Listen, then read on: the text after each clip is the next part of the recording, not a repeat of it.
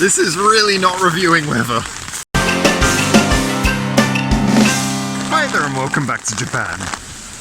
So it's a windy typhoon and yet I'm here to talk to you about why I love the song Ginger by TOMOO. This is TOMOO. Wow, you have got a lot of energy! And why she is becoming one of my favourite artists. I mean, seriously, talking about really happy, joyous music in a typhoon, I think that that's kind of the appropriate way to do these reviews. Now, TOMOO is quickly becoming one of my favourite new artists. Hopefully you can hear me under the rain.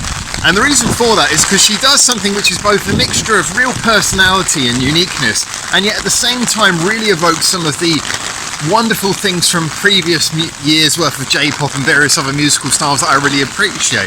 Now, one of those things that I really appreciate is in her piano playing style, and I'm going to start with that first of all because for me it's a piano playing style that you don't hear much in Japan. It's kind of something that makes you think of Western style piano playing a lot, and that it's almost punk. It's very much jamming away a lot on the chords rather than playing anything too intricate.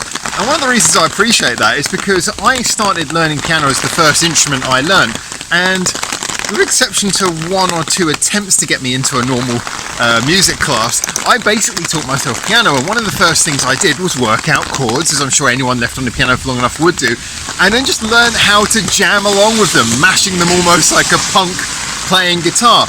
There's a lot of rain on the floor, apologies for the weird steps I'm making. I got holes in my shoes, not much good either.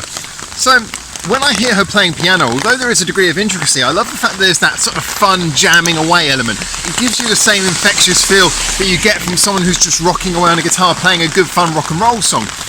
And to hear that sort of rock and roll upbeat atmosphere on a piano is really nice and refreshing. And yet at the same time that joy has a slight element of intricacy and melodic, shall we say, prettiness that reminds me a lot of Aiko. And in fact, Aiko was the first person I thought of when I heard the song Ginger, and subsequently some of her other songs that were played to me later. Ginger being the song that was played to me by our Discord crowd. Big thank you to you, and anyone who's not on there, feel free to join them. Link is in the description below, of course. So on top of that, however, there is another aspect, which is the fact that for someone who is so young and has the stereotypical small Japanese stature, she's got a really wonderfully nice thick voice. Now, we're not saying it's deep and jazzy, but it's just in that level where it is, shall we say, it feels like someone's almost talking to you. And I always say I like singers like this who give that impression that you could almost imagine that you're sitting there having a conversation as well as a song with them. And I think this all amounts to something of a very comforting feel to her music. It feels friendly, it feels comforting. At the same time, it has the happy joy of the piano and the bouncy rhythms. But there is some really nice little intricate bits in the production. This goes over to some of her other songs, perhaps more so. But I do think you can still hear it in things like Ginger. There's just that nice little element that enough has been done to keep it interesting. There's enough being done there to stop it just sounding like a flat studio recording. And I like that. It's that attention to small details. Something that is at its heart a rather simple, let's mash away at the chords kind of song with a simple chorus, has the little details, it has the little piano flourishes, it has the little moments of production, it has those little things that elevate it to be something more. And that is the sort of love and attention that goes into a lot of Japanese music that sometimes you don't hear as much from other countries.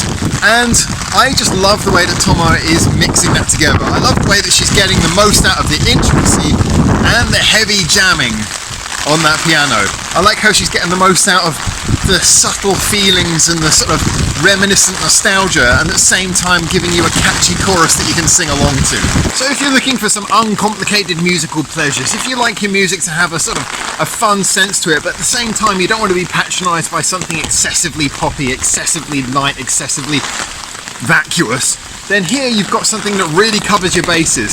So I would wholeheartedly recommend TOMOO. I've been checking out more of her songs subsequently to Ginger, although Ginger does seem like a really good starting place, and it seems that she's got a really high level of quality throughout, and she's got a variation in different styles and moods to her songs, so an artist who I would definitely be recommending. Anyway, as always, get in your comments here and tell us what you think. I'm going to try and survive this typhoon until I hopefully see you very soon, either in the comments or on one of our social medias linked in the description below. So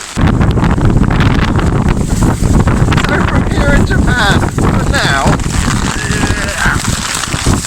ciao ciao.